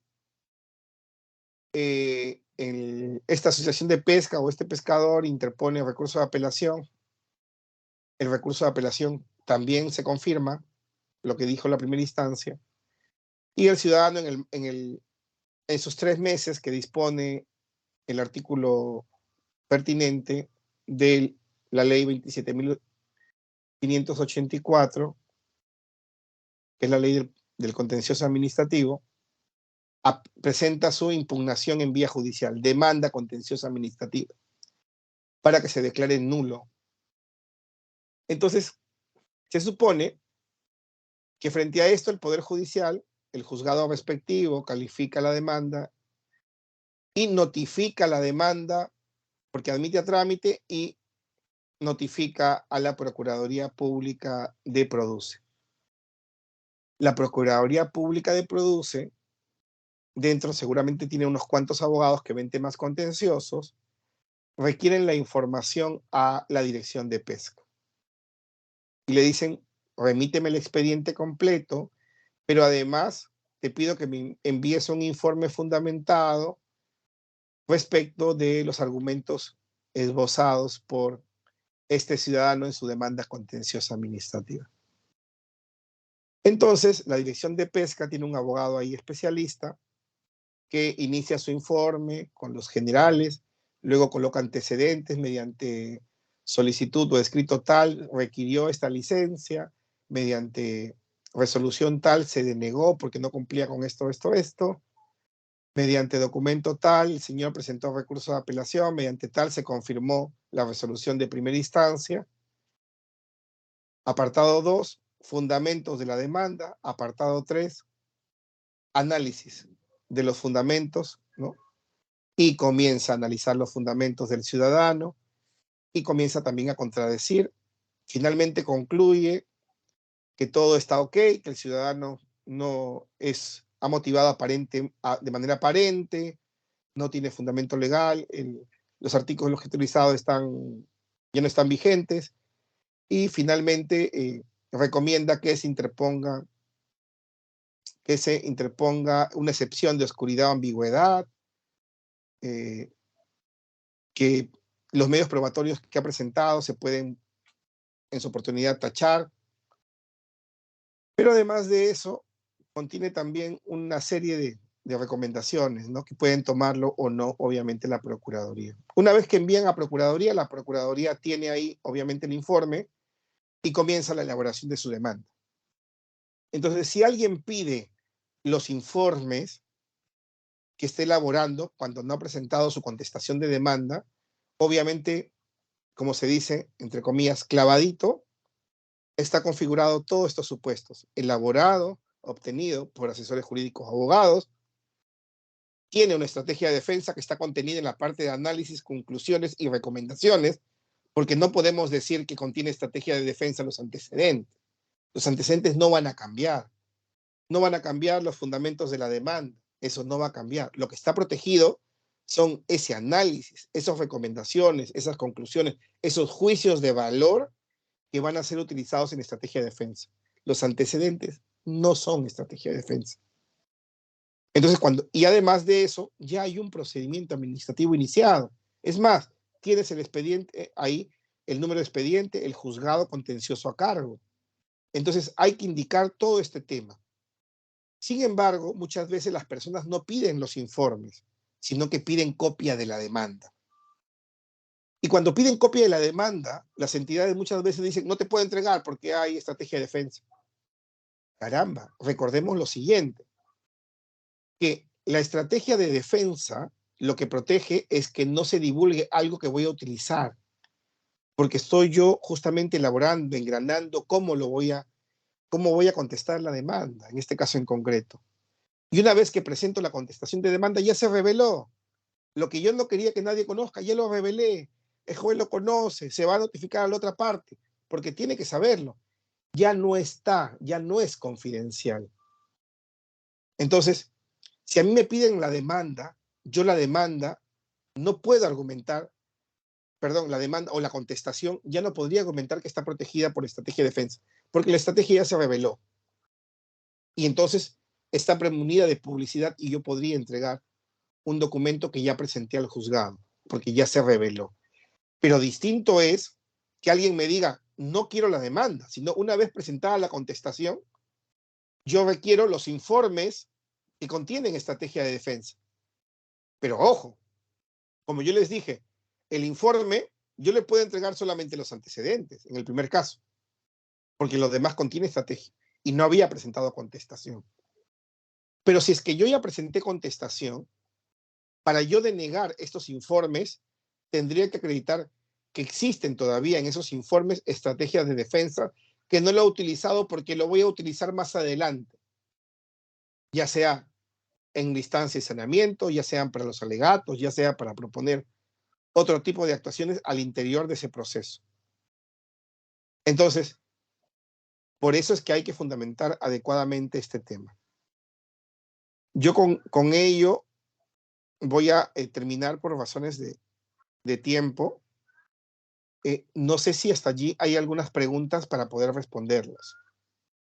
Sí, doctor, tenemos dos consultas. La primera es, si la Secretaría Técnica de Procesos Administrativos Disciplinarios, STPAD, con motivos de una investigación, solicita los descansos médicos y sus antecedentes, al ser una información sensible, ¿procede a entregarle? Ok. Ahí hay un tema muy importante a indicar, que es lo siguiente. Recuerden que los datos personales porque son básicamente datos personales. Los datos personales están regulados por la ley 29.733, que es la ley de protección de datos personales y que el reglamento obviamente las amplía. Esta ley protege todo tipo de datos que nos identifican o nos hacen identificables. Y uno de ellos, por ejemplo, pueden ser los temas relacionados a diagnóstico médico, pueden ser relacionados a mi domicilio y demás. Entonces, este tipo de información que está protegida por esta excepción tiene que cumplir con un requisito importante, que es que puede afectar intimidad personal y familiar. Por eso es que no basta que identifiquemos que es dato personal, sino que las entidades tienen la obligación de sustentar cómo es que afecta la intimidad personal y familiar. Y en este caso estamos hablando de particulares. Ojo, la ley de protección de datos personales básicamente habla de particulares. Y no lo quiero confundir. ¿Por qué? Porque los funcionarios o servidores públicos, cuando al principio hemos iniciado esta capacitación, decía que cuando ingresamos a la administración pública se flexibiliza un poco determinados derechos, justamente por la función pública que ejercemos. Tal es así, por ejemplo, que ustedes podrán ver que a pesar que la ley de datos personales dice que los ingresos económicos son datos sensibles, sin embargo, la remuneración de todos los servidores y funcionarios públicos están en un portal web. Y están en un portal web justamente porque hay una norma que habilita la publicidad de esta información. Tal es así que la Ley de Protección de Datos Personales, en el artículo 14, si no me equivoco, o 18, dispone que hay ciertas excepciones en las cuales no se requiere el consentimiento para divulgar determinados datos personales. Y los ingresos económicos es uno de ellos, porque la Ley de Datos dispone que la excepción está cuando hay una norma habilitante para su publicidad. Y entonces nuestras remuneraciones, por más que en el privado son datos sensibles, en el caso de la administración pública están publicados. Van a encontrar una infinidad de datos personales, también de funcionarios y servidores públicos que se publican, por ejemplo, la declaración jurada de intereses. Y no solamente del funcionario, sino de sus familiares, incluso en donde trabajan papá, mamá, hijos y demás. Y es porque hay un interés mayor, que es el interés público. Entonces, hay también otro supuesto de excepción que está contenido en el mismo articulado que indica que es posible y no se requiere el consentimiento cuando se requiere información para el cumplimiento o el ejercicio de una función de la administración pública. Entonces, y obviamente, tanto la Ley de Protección de Datos Personales como la Ley de Transparencia dispone que cuando alguien está habilitado para entregar la información en el marco de una función específica, obviamente, la responsabilidad de la cautela de esa información se traslada hacia esa autoridad que requiere la información. Dicho esto, yo te pediría, por favor, si me puedes repetir la pregunta, porque yo quería primero hacer esta explicación para luego responder la pregunta de manera precisa.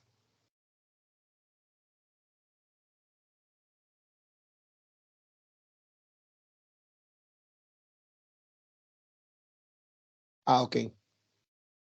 Entonces, no sé, me dijeron que había una pregunta final.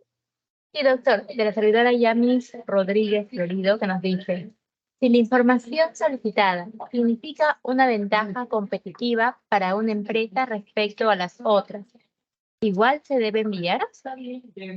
Ok, muchísimas gracias por la pregunta. Justo hoy día les comentaré que estábamos justo haciendo un informe justo sobre ese tema, ¿no? Por una demanda contenciosa. Les comento lo siguiente. El artículo 17.2 de la Ley de Transparencia, o del TUDO de la Ley de Transparencia, dispone que una de las excepciones es el secreto comercial. Pero el secreto comercial hay que, de la misma forma que venía diciendo, hay que acreditarlo. Si yo, por ejemplo, me pongo un caso muy simple, ¿no? Que todavía no se ha presentado, pero que es un caso, digamos, modelo. Alguien requiere determinada información y está vinculada a una estrategia comunicacional de una empresa que tiene competidores y que si se enteran cuál es la estrategia comunicacional, se puede afectar sobremanera el número de posibles clientes o usuarios que puede tener esta empresa o esta entidad. Y entonces se podría, tenemos empresas estatales incluso que están, digamos, que se manejan en este rubro y que tienen entidades propiamente privadas que son sus competidores.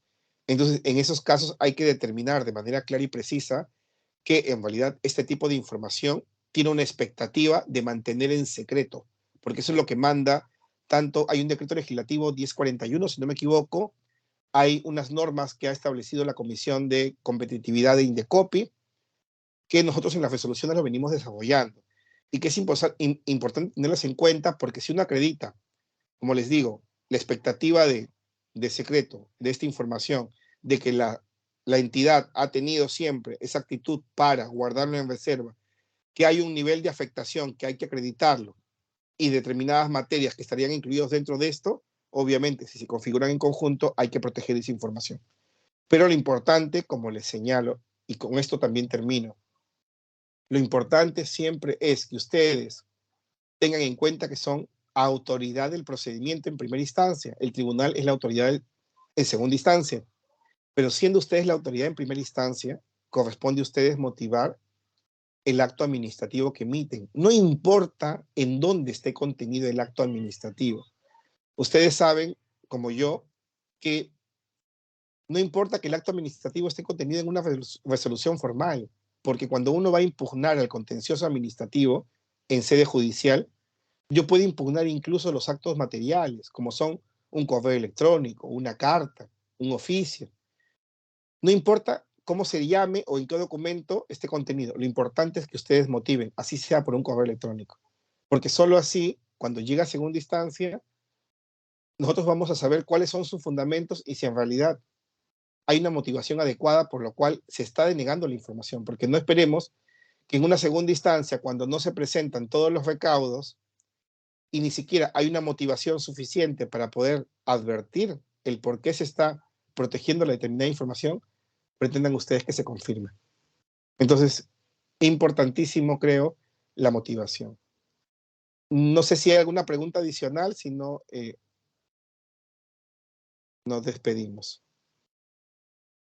No hay otra pregunta, doctor. Muchísimas gracias. Ok, entonces creo que no. Les agradezco muchísimo por la invitación nuevamente. El tiempo queda corto. Si hubiera,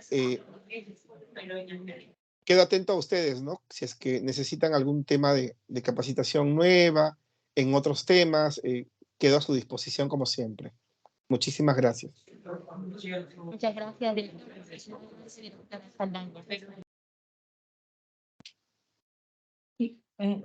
¿Sí me escuchan? Sí, claramente. Doctor. Sí, Nicole, gracias. Doctor, muchas gracias. Realmente valoramos bastante su intervención. Nos ha servido muchísimo la forma como nos ha ilustrado con el tema de, obviamente, de las experiencias que tiene en la labor diaria en el tribunal.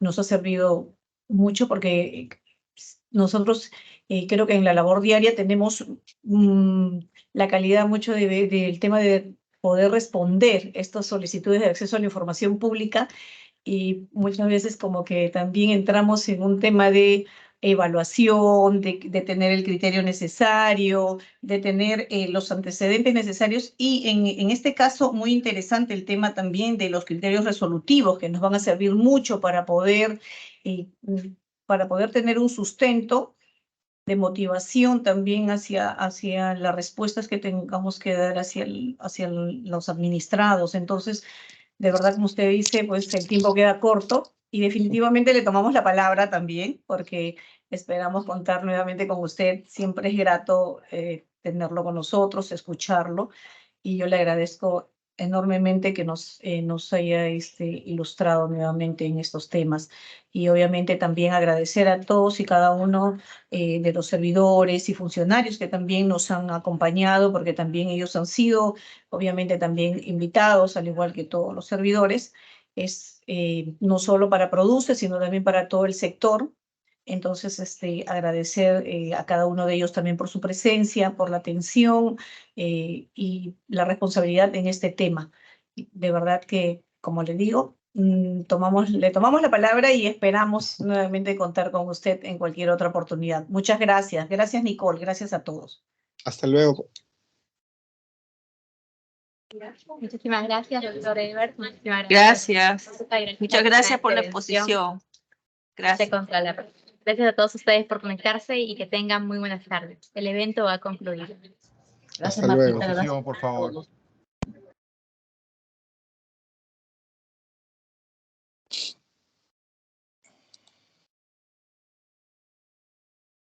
Gracias, Josefina. Gracias, Giovanna, por conectarte. Carmen, Mariela, Yolanda, Adela, Magali, muchísimas gracias.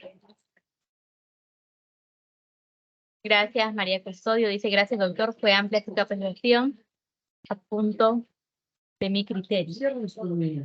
Muchas gracias por la función. Nos dice Silvifredo también. La doctora Pacheco también nos dice muchas gracias a la OPLGC. Muchas gracias a la doctora Marta Saldaña. Por aquí también nos piden que enviemos la presentación. Vamos a coordinar con la Oficina de Prevención y Lucha contra la Corrupción para que pueda enviarlo a todos los participantes. Muchísimas Sí, gracias a gracias, ustedes. Nicole. Gracias, doctora Verona. Gracias, señor Víctor, Marcelina, Gina, Javier, Hernán. Muchas gracias a ustedes por conectar. Que tengan buenas tardes.